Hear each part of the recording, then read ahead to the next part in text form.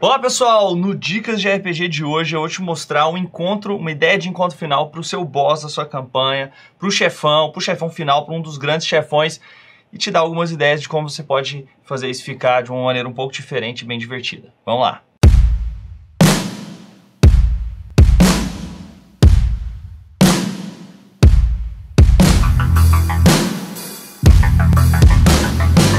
Tudo bem, essa aqui foi a ideia de encontro final para a campanha A Queda de Forkland, que se você ainda não assistiu, eu vou colocar um link aqui, aquele cardzinho aqui para você ver. Basicamente o que acontece? É um encontro de chefão e eu tenho também um vídeo sobre ideias gerais de como fazer um encontro com o chefão. Tá aqui também! A primeira parte desse encontro, ela acontece num descampado, até que eu coloquei poucos elementos, você pode fazer diferente, você pode colocar mais coisas, mas eu coloquei mesmo uma versão inicial do chefão, Lord Amron, né? Então você vai colocar ali um cavaleiro, você vai colocar a forma humana de um ser que depois vai se transformar. Aí você faz da forma como você quiser. Uma ideia interessante é esse encontro ficar muito difícil. Então você colocar ele, no meu caso, ele tinha um item que desbalanceava completamente a luta, completamente. Porque aí o que você vai fazer? O outro elemento ele está escondido por trás de algum tipo de impedimento de terreno. Você tem a resposta para a primeira fase do chefão escondida atrás de um terreno e invisível.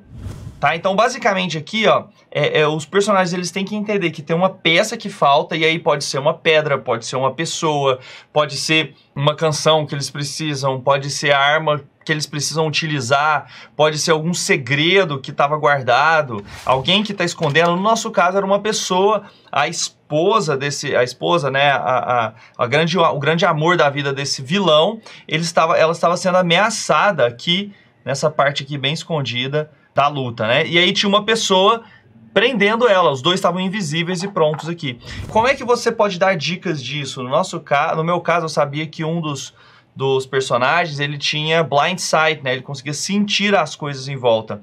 E isso facilitava bastante. No momento que ele se aproximou desse terreno, eu dei a dica para ele que tinha alguém ali invisível. E aí ele conseguiu pegar e ir atrás dessa pessoa. Um outro elemento interessante, no nosso caso, esse ser que estava dominando esse homem, esse vilão, ele iria passar por um outro monstro. Então eu coloquei aqui uma barraca, né, que dá um outro segredo para aquele ambiente, em que talvez durante a batalha ainda eles vão explorar, tentar saber. E aí eu coloquei uma corrente com alguma coisa que estava prendendo lá dentro. No caso era um monstro que seria ocupado, seria possuído pela entidade que estava agora possuindo o cavaleiro, né, o Lord Amron.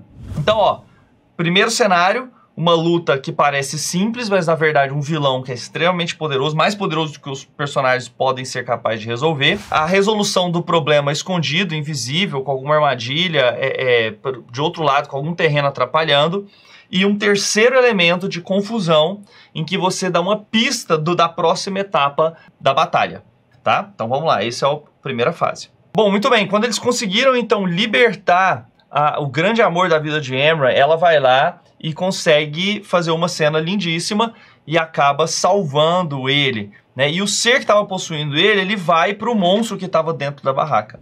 E aí, basicamente, a ideia é que esse monstro ele seja algo que absorve todo o calor. Ele é muito quente, mas ele absorve todo o calor em volta dele. E por isso eu fiz um terreno de gelo, né? E esse ser, ele se forma na frente deles e os personagens, então, têm que enfrentar esse monstro no meio de um terreno de gelo.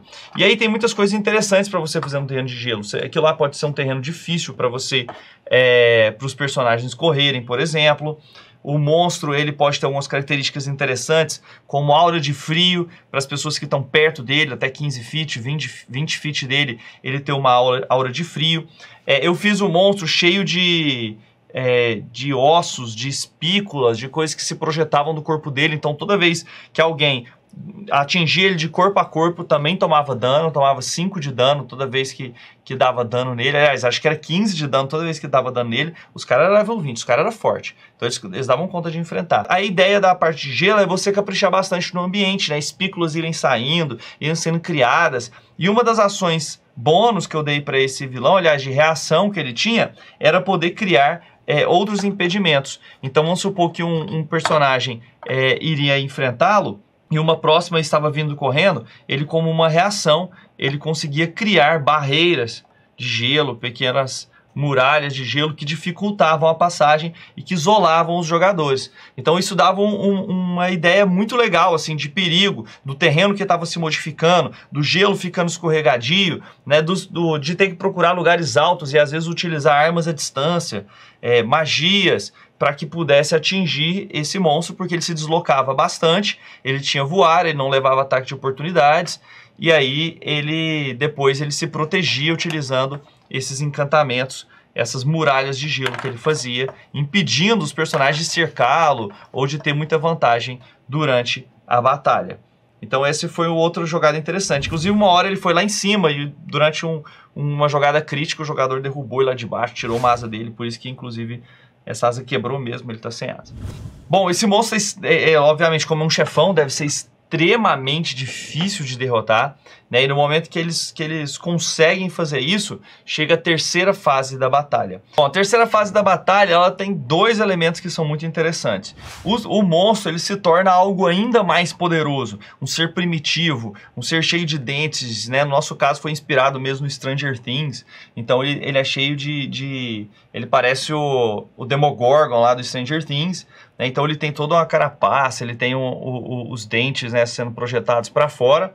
E aí, basicamente, o mais legal dessa última cena é o seguinte: ele precisa destruir um dos personagens e aquele personagem tem a resposta para poder... A única forma de destruir esse monstro nessa forma, né? No nosso caso, era uma canção que demoraria aí 3 turnos para poder ser cantada, inclusive com interpretação. O Gustavão teve que interpretar como que ele ia cantar, quais os elementos que ele ia trazer para poder prender esse monstro para sempre. E aí a ideia dessa terceira etapa é ser uma parte de proteção. Os personagens não têm que mais matar o monstro, mas eles têm que proteger o personagem. E aí eles têm que ser criativos na criação dos seus poderes, na forma de esconder, ou em magias de proteção, ou em ficar na frente mesmo, e aí você dá um tipo de jogada especial, em que eles têm que jogar reflexo para poder levar o dano no lugar do amigo, e o amigo não perder a concentração. E ali você vai fazendo jogadas de concentração para ver se eles vão conseguir, né? Outra forma que pode deixar ainda mais difícil é se ele tiver pequenos minions que vão sendo criados por ele e que vão atrapalhar ainda mais os personagens durante esses turnos que eles precisam se concentrar.